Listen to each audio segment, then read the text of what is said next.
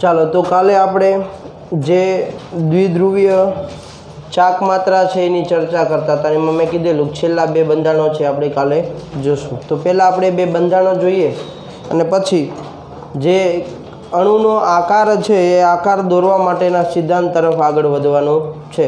એટલે આજે જે પોઈન્ટ ભણીએ છીએ આ મોસ્ટ આઈએમપી, કારણ કે એ જ ખબર પડે તો અણુનો આકાર દોરી શકાય, કારણ કે એનો જ આધાર લઈ અને આપણે કોઈ પણ અણુ છે એ કેવી રીતે રહેલો છે, એમની અંદર પરમાણુઓ કેવી રીતે ગોઠવાયેલા છે એ ખબર પડશે. એટલે પહેલાં આપણે એ બંધારણો બાકી હતા બે એ જોઈએ, પછી આપણે આગળ વધીએ.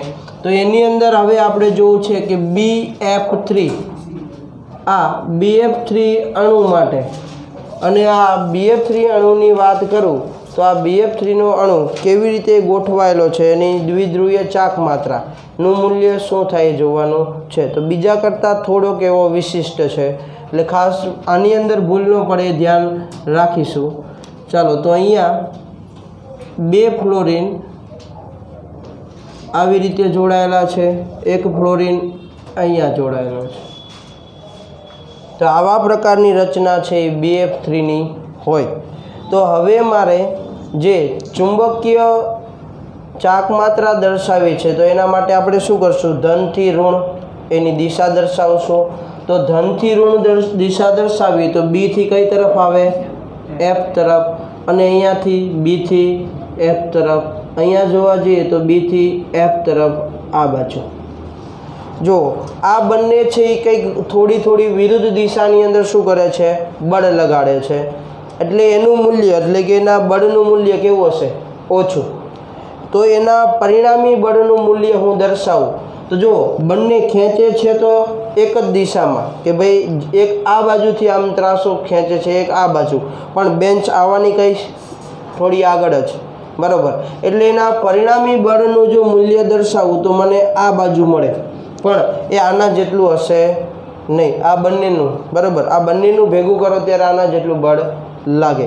એટલે કે કોઈ એક વ્યક્તિ આમ ત્રાસું ખેંચે ને આમ ખેંચે અને હું એકલો છે એ ઓલી બાજુ ખેંચતો હોય, બધાના મૂલ્યો, એટલે કે મારું બળનું મૂલ્ય બે જેટલું થવાનું, કારણ કે બેન્ચ તમે આમ ત્રાસી ખેંચશો તો એટલી આગળ આવવાની નથી. અમુક તમારું જે મૂલ્ય છે એ તમારા સ્થાનાંતરની દિશાના લીધે શું થઈ જવાનું, ઘટી જવાનું.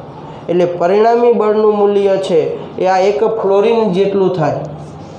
તો અહીંયા જો જે બળ લાગે છે એ આ પરિણામી બળની કેવી છે, વિરુદ્ધ દિશામાં છે ને, પરિણામી બળની વિરુદ્ધ દિશામાં. તો બેન્ચ આગી પાછી થાય નહીં, મતલબ આના માટે મ્યુનું મૂલ્ય કેવું મળશે, 0, બરાબર. એટલે આ રચના યાદ રાખીશું કે આની અંદર ભૂલ ન થાય. બાકી બધામાં તો આપણને આકારથી ખબર પડી જતી હતી મ્યુ 0 હશે કે 0 નહીં હોય. તો હવે આપણે બીજો ઉદાહરણ છે જોઈએ, તો એ છે NF3 માટે, NF3 માટે. અને આ NF3ની અંદર રચના કહીએ તો નાઇટ્રોજન પાસે શું હોય, 2 ઇલેક્ટ્રોન યુગ્મ હોય કે એક જે કોઈની સાથે બંધ બનાવવામાં ભાગ લીધો હોય નહીં. ચાલો હું અહીંયા દર્શાવું છું, શું F છે ને, તો અહીંયા F, ચાલો અહીંયા પણ F અને અહીંયા પણ F દર્શાવીએ. ચાલો આ 2 અબંધકારક ઇલેક્ટ્રોન યુગ્મ છે એને મેં આ કક્ષાની અંદર દર્શાવ્યા. તો જુઓ મૂલ્ય શું હોય, ધનથી ઋણ તરફ. ધન કોણ હશે આ બેમાં, નાઇટ્રોજન, એટલે અહીંયા ફ્લોરિન તરફ. અહીંયા પણ ધનથી ઋણ તરફ, અને અહીંયા પણ દોરવા જશો તો ધનથી ઋણ તરફ. ચાલો બેન્ચ એક જ દિશાની અંદર, એક જ ઓલાની અંદર બધા ખેંચે છે, તો મ્યુનું મૂલ્ય કેવું મળશે, નોટ ઇક્વલ ટુ 0, કારણ કે બેન્ચ શું થવાની, ખેંચાવાની. એટલે આ તમને શું મળશે, નોટ ઇક્વલ ટુ 0. સમજણ પડી? તો આવા તમને ઉદાહરણો પૂછી શકે કે નીચે આપેલા અથવા અણુ માટે દ્વિધ્રુવીય ચાક માત્રા દર્શાવતું બંધારણ દોરીને સમજાવો. તો આપણે આવા બંધારણો છે દોરવાના થશે. હવે જે પ્રશ્ન જોવાનો છે એ આપણા માટે મોસ્ટ આઈએમપી પ્રશ્ન છે. તો એ પ્રશ્નની વાત કરીએ તો એનું નામ છે VSEPR સિદ્ધાંત. અને આ સિદ્ધાંત આપણા માટે આઈએમપી છે જે થિયરીની અંદર પણ પૂછાઈ શકે. હજી સુધી મેં એકેય થિયરી ઉપર આઈએમપી નહોતું લખ્યું, તમે જેટલા ભણ્યા છો એની ઉપર. તો આની ઉપર લખ્યું છે. આમ તો આઈએમપી જેવું કંઈ હોતું નથી, બરાબર. બુકની અંદર હોય બધું આઈએમપી જ હોય તો જ આપ્યું હોય, ભણવાનું હોય તો જ. એટલે પેપર અઘરું ન હોય ને હેલું હોતું નથી. એ આપણા ઉપર ડિપેન્ડ છે, અઘરું કે સહેલું. તમે વાંચીને ગયા એ પૂછાય તો સહેલું, તમે જે વાંચીને ગયા છો એ ન પૂછાય તો અઘરું, બરાબર ને. ક્યારે એવું ન બને કે એકારે બધા એવું કહે કે અઘરું પેપર છે. કોકને તો હેલું લાગ્યું હોય, રીઝન શું, એને જે વાંચ્યું એ પૂછાણું. એટલે એવું જરૂરી નહીં કે જે ઝાઝું વાંચતું હોય તો એને ઝાઝા માર્ક આવે. હા, પણ એનો મતલબ એવો પણ નહીં કે ઓછું વાંચી તો હાલે, બરાબર. કારણ કે આપણે એટલું જ જોતું હોય કે એમાંથી છટકબારી કેવી રીતે થાય. એટલે પેપર છે એની અંદર તમે જે વાંચ્યું છે આવે તો સહેલું લાગે. બાકી તમે રોજ 5-5 કલાક વાંચતા હોય ને એમાંથી જે વાંચ્યું એમાંથી ન પૂછાય તો અઘરું. એટલે આ પ્રશ્ન છે એની અંદર વાત કરીએ તો જે બાબતો છે આપણે જોવાની છે, તો એનો ઉપયોગ આપણે બંધારણ દોરવા માટે કરશું. તો એની અંદર આપેલા જે શબ્દો છે એનો મિનિંગ સમજવો છે. તો વી એટલે શું, એસ એટલે શું, ઈ એટલે શું, પી એટલે શું અને આર એટલે શું, આ બધા વિશેની માહિતી આપણે મેળવવી છે. તો વીની મતલબ જોઈએ તો એનો મતલબ શું થાય, વેલેન્સી. સ્પેલિંગમાં આગું પાછું હોય તો જોઈ લેજો તમારી રીતે, બરાબર. વેલેન્સીનો મતલબ શું થાય તો કે આ આપણા માટે મહત્વનું છે, એને કહેવામાં આવે સંયોજકતા. શું કહેવામાં આવે, સંયોજકતા, બરાબર છે. બીજા નંબરનું શું છે, એસ. તો એસનો મિનિંગ શું થાય તો કે એસને કહેવામાં આવે સેલ. ચાલો, સેલ એટલે શું, કોષ. આપણે ક્યાં ભણી ગયા, ક્વોન્ટમ આંકમાં. મુખ્ય ક્વોન્ટમ છે એ સેલની રચના કરે. ત્યાં આપણે કે એલ એમ એન ઓ એવા સેલ માટેના નામ આપેલા, બરાબર છે. તો આને સેલ કહેવાય, જેને કોના તરીકે ઓળખાય છે, કોષ તરીકે. રેડી. પછી ઈનો મતલબ શું થાય તો કે ઇલેક્ટ્રોન. ઈ એટલે શું, ઇલેક્ટ્રોન.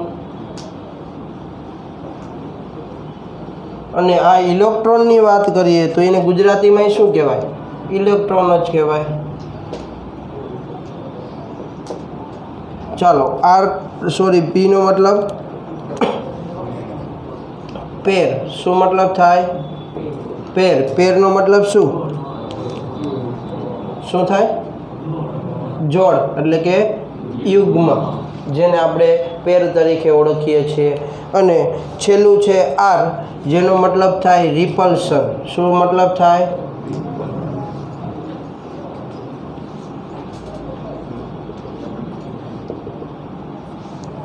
તો રિપલ્શનનો મતલબ ગુજરાતીની અંદર આપણે લખવો હોય તો શું થાય, અપાકર્ષણ. શું થાય, અપાકર્ષણ. તો જો જે VACPR સિદ્ધાંત છે એ કોની ઉપર આધાર રાખે છે, એટલે કોની ઉપરથી બન્યો છે, તો એની અંદર એક જરૂર પડશે સંયોજકતા કક્ષા. એટલે મેં તમને કીધેલું જે લુઈસ રચનાની અંદર જેને સંયોજકતા કક્ષાના ઇલેક્ટ્રોનની સંખ્યા કેટલી છે એ ખબર નહીં પડતી હોય, એને હું હવે જે ભણાવીશ એમાં કાંઈ ટપો નહીં પડે, બરાબર છે. બીજું કે ઇલેક્ટ્રોન. તો ઇલેક્ટ્રોન આપણે બે પ્રકારના સંયોજકતા કક્ષામાં જોયેલા, બંધકારક અને અબંધકારક. એ જેને ગોતતા નહીં આવડે એને પણ આ સિદ્ધાંતની અંદર બધા ઉદાહરણો છે એના માટેના આકારો ગોખવાના રહેશે અને કાં વ્યવહારે ઓપ્શનમાં કાઢવાના, ત્યાં આપણેથી થશે નહીં એ પ્રમાણે. એટલે આગળની એક જ વસ્તુ જો તમને નહીં આવડતી હોય તો આ પાછળના ઘણા બધા પોઈન્ટ છે એની ઉપર તમને તકલીફ પડવાની છે. એટલે તમારે વિચારવાનું કે આગળની એક વસ્તુ કરી નાખવી કે બાકી બધાના ઓપ્શનમાં કાઢી નાખવા, બરાબર. બાકી બધું ગોખવું એની કરતાં આગળનો એક પોઈન્ટ કરી નાખો સારો, બરાબર. તો એની અંદર હું તમને શોર્ટકટ લખાવું તો એ શોર્ટકટ માટે ખાસ આપણે એની અંદર જે પણ મૂલ્યો છે જરૂર પડશે એ આની અંદરથી પડશે. અને જેના માટે બંધકારક ઇલેક્ટ્રોન યુગ્મની સંખ્યા કેટલી થાય, અબંધકારક ઇલેક્ટ્રોન યુગ્મ છે એની સંખ્યા કેટલી થાય, આ બધી બાબતો છે આપણને ગોતતા આવડવી જોઈએ. બાકી શોર્ટકટના સૂત્રનો કોઈ જ મતલબ નથી. બરાબર છે। એટલે વાત કરીએ યુગ્મ, યુગ્મ મતલબ પેર, અને પેર એટલે બેની પેર હોય એવું, અને રિપલ્શન મતલબ અપાકર્ષણ, અને જેના લીધે જ કોઈ પણ અણુ છે એની અંદર તમને જુદા જુદા આકારો જોવા મળે છે। અને આ અપાકર્ષણ છે એ ફક્ત એક જ પ્રકારના કક્ષકો માટે હોતું નથી, તો એના માટે કેવી રીતે અને કેટલા કેટલા અપાકર્ષણ અને કઈ કઈ રીતે લાગી શકે એ ઉદાહરણ સાથે પણ આપણે સમજવાનું છે। તો આપણે અત્યારે યુગ્મની વાત કરીએ તો ઇલેક્ટ્રોન યુગ્મ છે એ આપણે બે પ્રકારના ઇલેક્ટ્રોન યુગ્મ છે એ ભણ્યા હતા, કે જેને આપણે EP વડે દર્શાવીએ છીએ, જેનો મતલબ શું થાય? ઇલેક્ટ્રોન યુગ્મ, ઇંગ્લિશમાં કહીએ તો ઇલેક્ટ્રોન પેર, જેની અંદર પેલું છે બંધ કારક ઇલેક્ટ્રોન યુગ્મ, જેને આપણે બોન્ડિંગ પેર તરીકે ઓળખીએ છીએ, અને બીજા નંબરનું છે કેવું? અબંધકારક, જેને આપણે કોના તરીકે ઓળખીએ છીએ? લોન પેર તરીકે ઓળખીએ છીએ। આટલી વસ્તુ યાદ રાખવાની છે કે EP લખ્યું હોય ત્યારે શું સમજવાનું? બરાબર છે કે લોન પેર કીધા તો ત્યારે શું? બોન્ડિંગ પેર તો ક્યારે તમારે કેટલા વસ્તુ લેવાની, કઈ સંખ્યા લેવાની એ તમને ખબર હોવી જોઈએ। તો આ VSEPR સિદ્ધાંત છે, એટલે કે જે અણુ છે એની રચના માટે 4 વૈજ્ઞાનિકો છે એનો મહત્વનો ફાળો છે, બરાબર। તો એની અંદર વાત કરીએ તો 1940માં, હું હાલ લખું છું એ ગોખવાની જરૂર નથી, પણ સમજવા માટે આપણે લખીએ છીએ। તો 1940ની અંદર વાત કરીએ તો પહેલા બે વૈજ્ઞાનિકો હતા કે સિઝવિક અને પોવેલ। આ બે વૈજ્ઞાનિકોએ આ સિદ્ધાંત છે રજૂ કર્યો। શું કર્યો? VSEPR સિદ્ધાંત રજૂ કર્યો। પછીના જે બે વૈજ્ઞાનિકો છે એને આ સિદ્ધાંતની અંદર સુધારા વધારા કર્યા। તો એ કયા બે વૈજ્ઞાનિકો હતા એના નામ જોઈએ તો એની અંદર વાત કરીએ તો નાઇહોલ્મ અને ગિલેસ્પી, આવા બે નામના વૈજ્ઞાનિકો યાદ રહેશે ને નામ? આની કરતાં ભારતવાળાએ શોધ કરી હોત તો સારું છે ને, તો માથાકૂટ નહોતા આવે એ નામ યાદ રાખવાનું, કારણ કે નામ યાદ રાખવા માટે 10-15 વાર લખવું પડે, તાર માન નામ યાદ રહે, એ તે પાછું થોડું ઘણું તો ભૂલાઈ જાય। તો આ ખાસ કોને સુધારા વધારા કર્યા હતા અને કોને સિદ્ધાંત રજૂ કર્યો એ આપણે ખાલી ધ્યાનમાં લેવાનું છે। બને તો ટ્રાય કરજો નામ યાદ રાખવાની, પ્રશ્ન પૂછાશે તો લખવા કામ આવશે, બરાબર। તો જુઓ, નાઇહોલ્મ અને ગિલેસ્પી આ બે વૈજ્ઞાનિકોએ છે એ સિદ્ધાંતમાં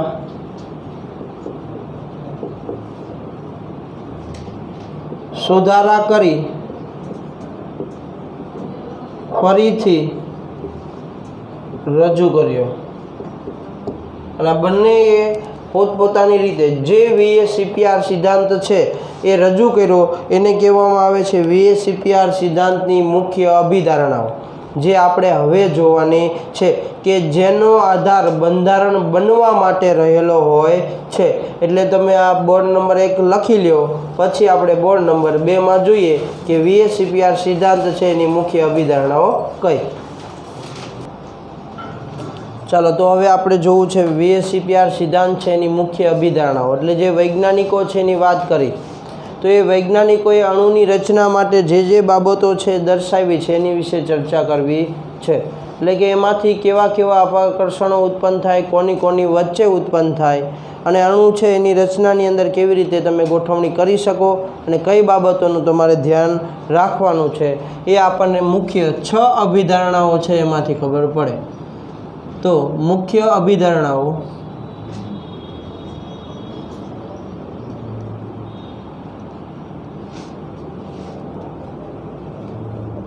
ચાલો, મુખ્ય અભિધારણાઓની અંદર વાત કરીએ તો પહેલી એની અભિધારણા છે એ અણુની રચના છે એ રચના માટે કોની જરૂર પડે એની વાત છે। તો પહેલી અભિધારણાઓ લખીએ કે કોઈ પણ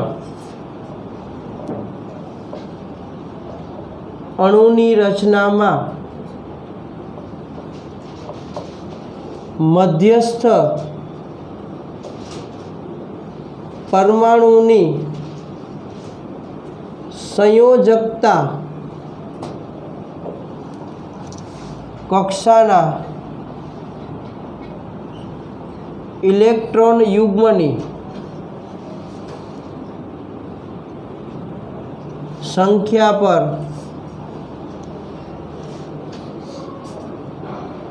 આધાર રાખે છે। એટલે કે કોઈ પણ અણુ છે એની રચનાની અંદર વાત કરીએ તો એની રચના મુખ્યત્વે કોની ઉપર આધાર રાખે તો કે કેવા પ્રકારનો આકાર બનશે।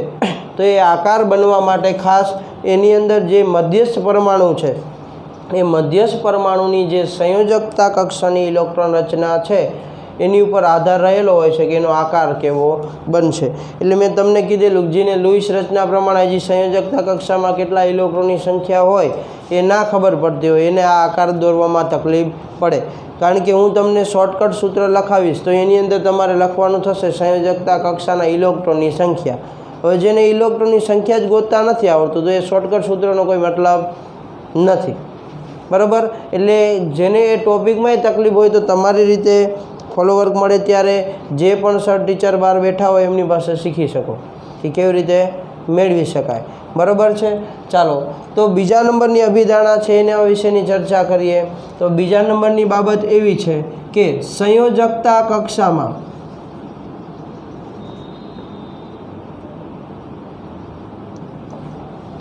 રહેલા બંધકારક અને અબંધકારક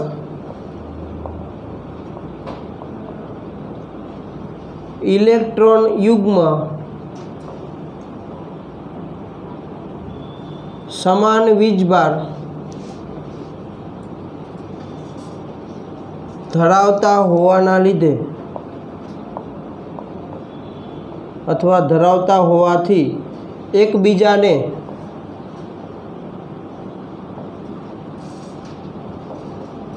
અથવા એકબીજા પ્રત્યે અપાકર્ષણ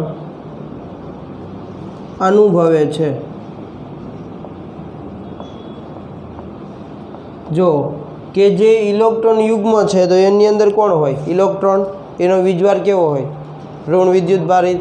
અબંધકારક ઇલેક્ટ્રોન યુગ્મ છે તો એમાં મતલબ શું ઇલેક્ટ્રોન એનો વીજભાર કેવો ઋણ, તો હંમેશા ઋણ ઋણ એકબીજાને શું કરે અપાકર્ષે।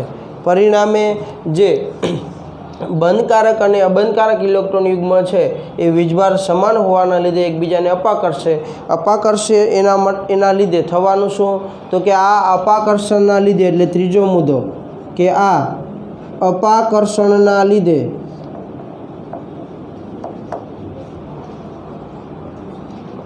ઇલેક્ટ્રોન યુગ્મ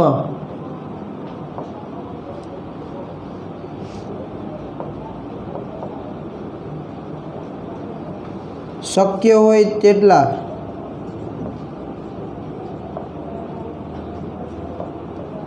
એકબીજાથી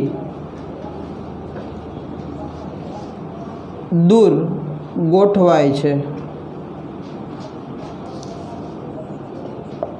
એટલે જો વાત શું થઈ કે આ અપાકર્ષણના લીધે જે ઇલેક્ટ્રોન યુગ્મની જોડો છે એટલે કે બંધ બનાવેલા છે હાઇડ્રોજન અને નાઇટ્રોજન વચ્ચેનો હોય તો ભલે કાર્બન હાઇડ્રોજન વચ્ચેનો હોય તો ભલે તો એ બંધની અંદર શું હોવાના ઇલેક્ટ્રોન યુગ્મ। આ ઇલેક્ટ્રોન યુગ્મ કેવા હોવાના તો કે ઋણ વિદ્યુત ભારિત। તો એની આજુબાજુમાં જેટલા બંધો હશે એ બધા પણ કેવા હશે ઋણ વિદ્યુત ભારિત ઇલેક્ટ્રોનના લીધે પરિણામે એકબીજાને શું કરે અપાકર્ષે। અને આ અપાકર્ષે તેથી એકબીજાથી શું થાય શક્ય હોય એટલા દૂર જઈને ગોઠવાય જેથી કરીને ત્યાં એનું અપાકર્ષણનું મૂલ્ય કેવું થાય ઓછું, બરાબર। એટલે અપાકર્ષણના લીધે કોઈ પણ કક્ષકમાં રહેલા બે ઇલેક્ટ્રોન યુગ્મ છે એટલે કે બંધમાં રહેલા બે ઇલેક્ટ્રોન યુગ્મ એ એકબીજાથી એટલા દૂર ગોઠવાશે જેથી કરી એમને ઓછામાં ઓછું અપાકર્ષણનું મૂલ્ય ત્યાં લાગુ પડતું હોય જેના લીધે તમને જોવા જડે કે અલગ અલગ પ્રકારના આકાર જેવું અપાકર્ષણ એ પ્રકારે શું થવાનું ઇલેક્ટ્રોન છે એટલો દૂર જઈ અને ગોઠવાવાનો અને પરિણામે એવા પ્રકારની એની રચના બનવાની, બરાબર છે કે ભાઈ એકાબીજાનું અપાકર્ષણ ખૂબ વધારે બે જ અણુ છે તો એકબીજા સીધી લાઇનમાં ગોઠવાના હોય તો આકાર રેખીય બને, બરાબર છે। ઓલા ઓક્સિજન અને એની સાથે 2 હાઇડ્રોજન છે, ત્યાં અબંધકારક ઇલેક્ટ્રોન યુગ્મ છે એનું અપાકર્ષણ પરિણામે આકાર વળેલો બને, ભલે 2 અણુ હોય, 2 જ હાઇડ્રોજન જોડાયેલા હોય। તો આ અપાકર્ષણના મૂલ્ય ઉપર આધાર રાખે છે કે એનો આકાર કેવા પ્રકારનો હશે, બરાબર છે। ચોથા નંબરની બાબત છે એની ચર્ચા કરીએ આપણે અહીંયા। તો ચોથા નંબરની બાબત આવી છે કે સંયોજકતા કક્ષાને ગોળાકાર ગણવામાં આવે છે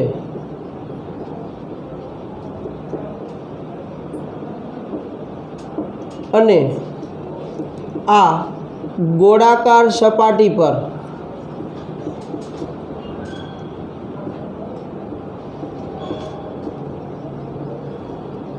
ઇલેક્ટ્રોન યુગ્મ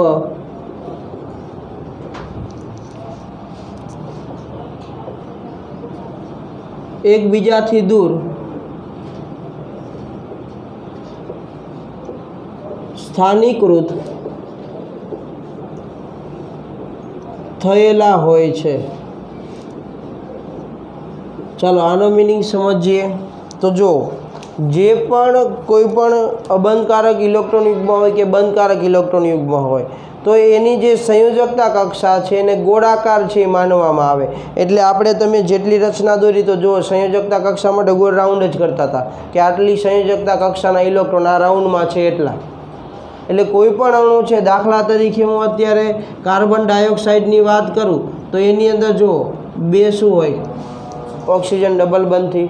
તો આ ઓક્સિજન ડબલ બંધથી જોડાયેલા છે એ પણ કેવા ઓલાની અંદર ગોઠવાયેલા હોય તો કે જે કાર્બન ડાયોક્સાઇડ છે એના ગોળાકાર કક્ષાની અંદર, એટલે જો અહીંયા આવી રીતે ગોઠવાયેલા હોય। એ પછી NH3 હોય તો આ NH3ની અંદર પણ બંધારણ દોરવા જાઓ તો નાઇટ્રોજનનું જે ગોળાકાર સર્કલ આવે સંયોજકતા કક્ષાનું એની અંદર જ શું હોય, વ્યવસ્થિત રીતે સ્થાનીકૃત થયેલા હોય। સ્થાનીકૃતનો મતલબ શું, કોઈને ખબર છે? સ્થાયી થયેલા હોય। સ્થાનીકૃતનો મતલબ શું, સ્થાયી। એટલે આનો મતલબ યાદ રાખીશું, સ્થાયી એટલે એ ગોળાકાર ભાગની અંદર અને એવી જગ્યાએ જ્યાં એને અપાકર્ષણ કેવું લાગે, ઓછામાં ઓછું, તો ત્યાં સ્થાયી થયેલા હોય। એટલે તમે જુઓ પાણીનો અણુ એક લ્યો, એનો આકાર ગોતો તમે, તો બીજો પાણીનો અણુ લો તો બેમાં આકાર તો હરખા જ હોય। પાણીના અણુએ આકાર બદલાતા નથી। રીઝન શું, તો એમાં જે હાઇડ્રોજન સાથેના બંધ છે, એટલે કે જે બંધકારક ઇલેક્ટ્રોન યુગ્મથી બન્યા છે એ બંધ કેવા થયેલા છે, સ્થાનીકૃત એટલે સ્થાયી છે। એ પછી તમે ગમે અણુ માટે ગોતો તો એ અહીંયા જ બંધ હોય, પછી બીજા પાણીના અણુ માટે કે એમાં બંધ બદલાય નહીં, આકાર બદલાય નહીં। આકાર તો બધા પાણીના અણુ માટે કેવો રહેવાનો, સમાન। સમજણ પડી? તો આનો મિનિંગ સમજણ પડી? ઓકે, ચાલો હવે પછીનો પોઈન્ટ છે એ થોડોક સમજવો અઘરો છે, પણ ઉદાહરણ જ્યારે આપણે સમજશું ત્યારે વ્યવસ્થિત સમજાઈ જશે। અત્યારે સમજાવું જ છું, પણ જેને ટપો ન પડે, બાઉન્સ જાય, થોડી ભૂખ લાગી હોય, રિસેસનો ટાઈમ છે તો કદાચ બુદ્ધું ના હોય, શું કરવું, બરાબર ને? તો ના સમજાય તો આપણે ઉદાહરણ લઈશું ત્યારે ખબર પડશે, પણ પોઈન્ટ યાદ રાખવો જરૂરી। તો જો પોઈન્ટ આવો છે કે બહુબંધ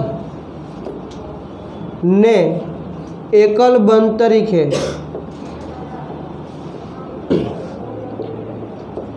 ગણવામાં આવે છે, જેને સુપર ઇલેક્ટ્રોન યુગ્મ તરીકે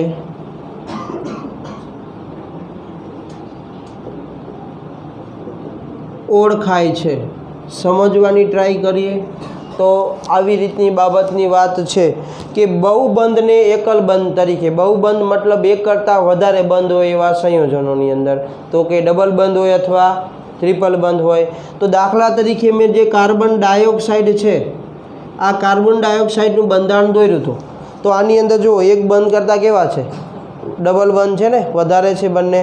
તો જે આ ડબલ બંધ છે એટલે કે આ જે બહુબંધ છે એને એક જ બંધ તરીકે લેવામાં આવે। એટલે તમને કોઈ એવું પૂછે કે કાર્બન ડાયોક્સાઇડની અંદર બંધકારક ઇલેક્ટ્રોન યુગ્મની સંખ્યા કેટલી, તો અહીંયા આપણે લખવાની કેટલી થાય, તો આમ જોવા જાઓ તો તમને 4 મળે ને? આ બંધમાં 2, આ બંધમાં 2, કુલ 4. પણ આ ડબલ બંધ છે અથવા ટ્રિપલ બંધ છે એને લેવાનો કેવો? અણુની રચના માટે, જો બાકી કિનાય માટે નહીં. તો અણુની રચના માટે આને ગણતરી કેમાં કરવાની? 1 જણ. આ લેના જેવી વાત છે. જમવા 2 જણા જવાનું, ચાંદલો 1 જ કરાવવાનો. સમજાણું? તો અહીંયા ભાગીદારી 2 કરે, ગણવાના 1. યાદ રહેશે બધાને? તો જુઓ અહીંયા તમને પૂછે તો કુલ બંધકારક ઇલેક્ટ્રોન યુગ્મની સંખ્યા કેટલી?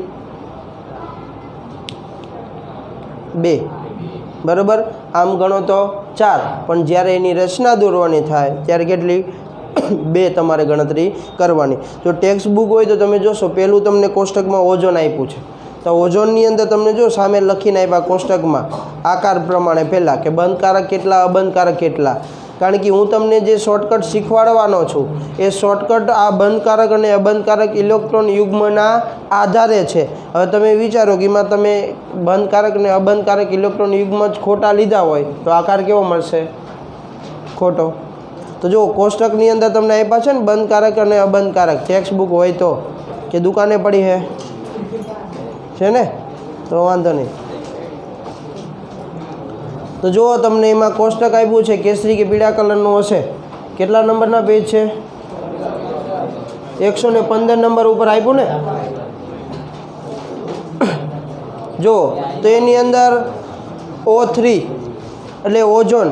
તો આ ઓઝોનના આપણે બંધારણ દોર્યા હતા તો તમને કેટલા બંધકારક ઇલેક્ટ્રોન યુગ્મ જોવા મળ્યા હતા? 3 ને, એક ડબલ બંધ ને એક સિંગલ બંધ. પણ જુઓ તમને અહીંયા લખીને આપ્યું બંધકારક ઇલેક્ટ્રોન યુગ્મની સંખ્યા કેટલી છે?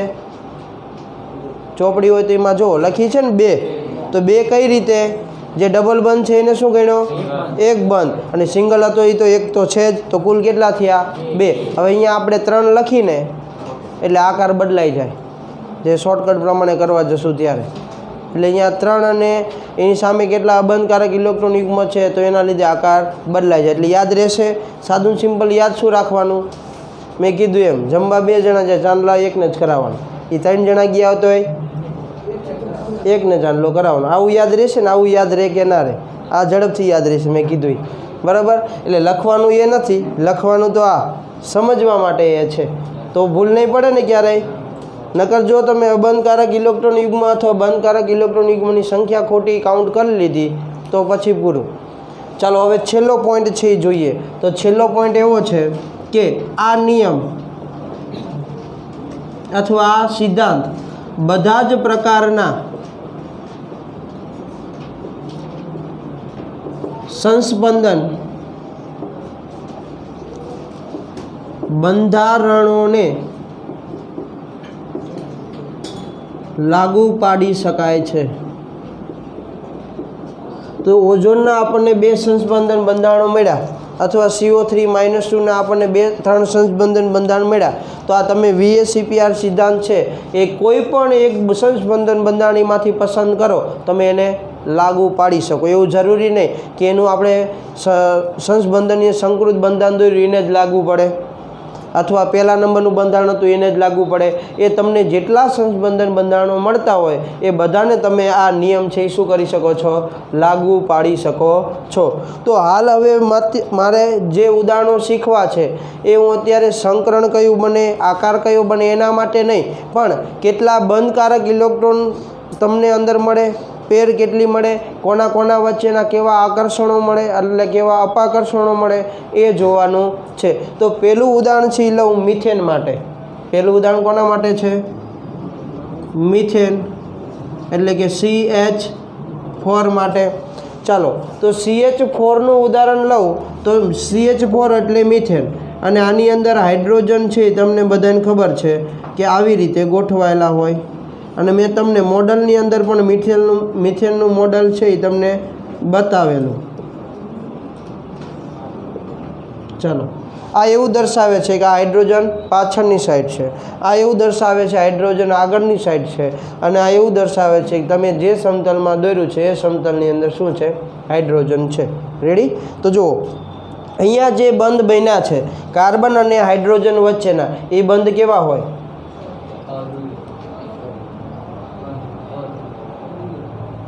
બે પ્રકારના બંધ જોઈએ ને આપણે. બંધકારક અને અબંધકારક. તો આ કેવા પ્રકારના હોય? બંધકારક હોય. તો જો અહીંયા આ હાઇડ્રોજન અથવા આ હાઇડ્રોજન કહો તોય ભલે, આ હાઇડ્રોજન અથવા આ હાઇડ્રોજન કહો તોય ભલે, આ બંને વચ્ચે જે અપાકર્ષણ થતું હશે કેના વચ્ચે થતું હશે? બંધકારક ઇલેક્ટ્રોન યુગ્મ છે એની વચ્ચે થતું હશે. થાય ને? આપણે શું વાત કરી હતી કે જે ઇલેક્ટ્રોન યુગ્મ છે એ કેવા છે? સમાન વીજભાર ધરાવે, તો એ એકબીજાને શું કરે? અપાકર્ષે. તો અહીંયા જે અપાકર્ષણ ઉત્પન્ન થયું છે એ અપાકર્ષણ કોના કોના વચ્ચે છે? તો કે બંધકારક અને બંધકારક ઇલેક્ટ્રોન યુગ્મ વચ્ચેનું અપાકર્ષણ છે. અને આ અપાકર્ષણના લીધે આ બધા હાઇડ્રોજન છે એ એકબીજાથી 109.28 ડિગ્રીના ખૂણે હોય. તમારા ટેક્સ્ટ બુકમાં 109.5 ડિગ્રી આપેલું હશે મિથેનના અણુ માટે, બરાબર. પણ આપણે આકાર પ્રમાણે જોઈએ તો 109.28 ડિગ્રી આપણે જ્યારે સંકરણ ભણ્યા ત્યારે મિથેનની અંદર બંધ કોણ લીધેલો, એટલે આપણે એ લખીએ છીએ બુક પ્રમાણે 105. રેડી?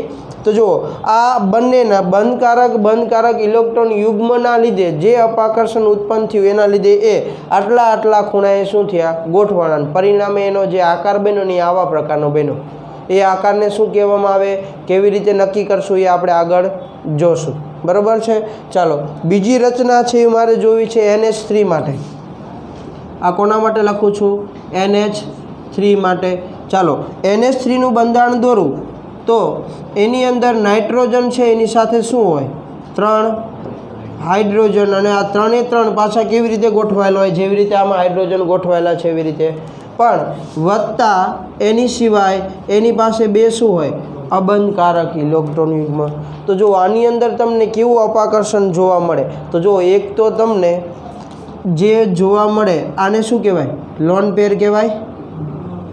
તો જો લોન પેર અને બોન્ડિંગ પેર વચ્ચે ઉત્પન્ન થતું એક અપાકર્ષણ જોવા મળશે. કારણ કે આ લોન પેર અને બોન્ડિંગ પેર વચ્ચે શું હોય? અપાકર્ષણ હોય ને. કારણ કે આમાં ઇલેક્ટ્રોન આમાં ઇલેક્ટ્રોન, બરાબર છે. બીજું આ અણુની અંદર કયું અપાકર્ષણ જોવા મળે? તો બીજું તમને જોવા મળે બોન્ડિંગ પેર અને બોન્ડિંગ પેર વચ્ચે. એટલે જો આ બંધકારક કક્ષકો વચ્ચેનું અપાકર્ષણ. તો જો આની અંદર તમને એક જ પ્રકારનું અપાકર્ષણ છે એ જોવા મળ્યું, બોન્ડિંગ પેર વચ્ચેનું અપાકર્ષણ. જ્યારે આની અંદર તમને કેટલા પ્રકારના જોવા મળ્યા? 2 પ્રકારના. એક બોન્ડિંગ પેર અને બીજું કયું? બોન્ડિંગ પેર અને લોન પેર વચ્ચેનું. તો જો આમાં 2 પ્રકારના અપાકર્ષણો થયા. હવે ત્રીજા નંબરનું ઉદાહરણ લઉં છું એ H2O માટે. ચાલો, તો ઓક્સિજન પરમાણુ છે એની સાથે શું હોય? 2 હાઇડ્રોજન હોય, વત્તા બીજું શું હોય? તો કે ઓક્સિજન પાસે 2 ઇલેક્ટ્રોન યુગ્મ હોય ને. તો એના 2 ઇલેક્ટ્રોન યુગ્મ દર્શાવું. તો જો આમાં તમને કેટલા અપાકર્ષણના મૂલ્ય મળે? તો અહીંયા તમે જોવા જાઓ તો એક તમને અહીંયા મળે કે 2 આ કેવી કક્ષકો કહેવાય? બંધકારક કહેવાય ને, જે ઇલેક્ટ્રોનની ભાગીદારી દ્વારા બની છે. પરિણામે 2 વચ્ચે એક અપાકર્ષણ લાગે જેને આપણે શું કહીએ? બોન્ડિંગ પેર અપાકર્ષણ, બરાબર છે. અહીંયા જુઓ, આ કેવી છે? Lone pair. આ કેવી? બોન્ડિંગ પેર. તો આ બંને વચ્ચેનું અપાકર્ષણ એટલે લોન પેર અને બોન્ડિંગ પેર વચ્ચેનું અપાકર્ષણ એક તમને એ જોવા મળે. ચાલો, આ 2 કેવી? Lone pair. તો આ લોન પેર છે એ બંને પાછા એકબીજાને શું કરે? અપાકર્ષે. એટલે તમને અહીંયા ત્રીજા નંબરનું મળ્યું લોન પેર વચ્ચેનું અપાકર્ષણ. તો જુઓ, H2O અણુ છે એની અંદર આપણને 3 પ્રકારના અપાકર્ષણો જોવા મળ્યા. કયા? તો કે એક લોન પેર વચ્ચેનું અપાકર્ષણ, બીજું બોન્ડિંગ પેર વચ્ચેનું અપાકર્ષણ, અને ત્રીજા નંબરનું બોન્ડિંગ પેર અને લોન પેર વચ્ચેનું અપાકર્ષણ. એ લોન પેર અથવા બોન્ડિંગ પેર 2 આગળ પાછળ લખો તો કોઈ વાંધો નથી. તમને એવું થાય કે સાહેબ તમે લખ્યું લોન પેર અને બોન્ડિંગ પેર વચ્ચેનું, અહીંયા તમે લખ્યું બોન્ડિંગ પેર અને લોન પેર વચ્ચેનું. બંને વસ્તુ કેવી થાય? સરખી જ થાય. તો ચાલો, બધાને કોઈ પણ અણુની અંદર ઉત્પન્ન થતા અપાકર્ષણો પૂછે તો ગોતતા આવડે? કયા કોની વચ્ચે ઉત્પન્ન થાય? તો હવે આપણે 2 મિનિટ રાહ જુઓ. હવે આપણે આના અંદર વાત કરવી છે કયા અપાકર્ષણનું મૂલ્ય વધારે હોય. કે ભાઈ આની અંદર લોન પેર વચ્ચેનું અપાકર્ષણ છે તો એનું અને બોન્ડિંગ પેર વચ્ચેનું અપાકર્ષણ છે એમાંથી કોનું અપાકર્ષણ વધુ લાગે તો એનો ક્રમ છે એ મારે લખવો છે. તો તમારી હેડિંગ એવું આપવાનું કે કક્ષકો વચ્ચેના એટલે કે ઇલેક્ટ્રોન યુગ્મના અપાકર્ષણનો ક્રમ. તો એ ક્રમની અંદર વાત કરીએ તો સૌથી વધારે અપાકર્ષણ છે એ કોના લીધે લાગે તો લોન પેર વચ્ચેનું અપાકર્ષણ સૌથી કેવું હોય વધારે હોય. તો અહીંયા આપણે લખશું કેવું અબંધકારક, આ પણ કેવું અબંધકારક અપાકર્ષણ. ચાલો એની પછી કે એનીથી ઓછું લાગતું હોય એવું અપાકર્ષણ તો એના માટે વાત કરીએ તો એ છે બોન્ડિંગ પેર અને લોન પેર વચ્ચેનું અપાકર્ષણ. એટલે જુઓ અહીંયા શું આવ્યું બંધકારક અને અબંધકારક અપાકર્ષણ. અને સૌથી ઓછું એટલે કે સૌથી જે કક્ષકો વચ્ચે અપાકર્ષણ લાગતું હોય એ કક્ષકો કઈ છે બોન્ડિંગ પેર અને બોન્ડિંગ પેર. એટલે અહીંયા બે હાઇડ્રોજન વચ્ચે જે અપાકર્ષણ થાય આ હાઇડ્રોજનના લીધે કેવું હોય એનું મૂલ્ય ઓછું હોય. જ્યારે અહીંયા બે આ કક્ષકો રહી એનું મૂલ્ય કેવું હોય એકબીજાના અપાકર્ષણનું મૂલ્ય વધારે. અને એનીથી ઓછું લોન પેર અને બોન્ડિંગ પેર ને સૌથી ઓછું બોન્ડિંગ પેરનું. યાદ રહેશે ક્રમ બધાને. તો આના માટે શું લખી શકો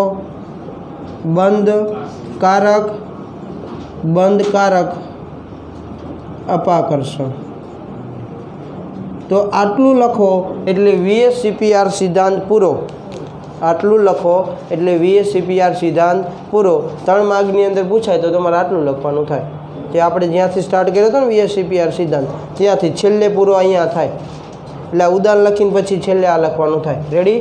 તો આજે આપણે અહીંયા સુધી રાખીએ છીએ. કાલે સંકરણ કેવી રીતે નક્કી કરવા અને એના શોર્ટકટ છે એ આપણે કાલે જોશું.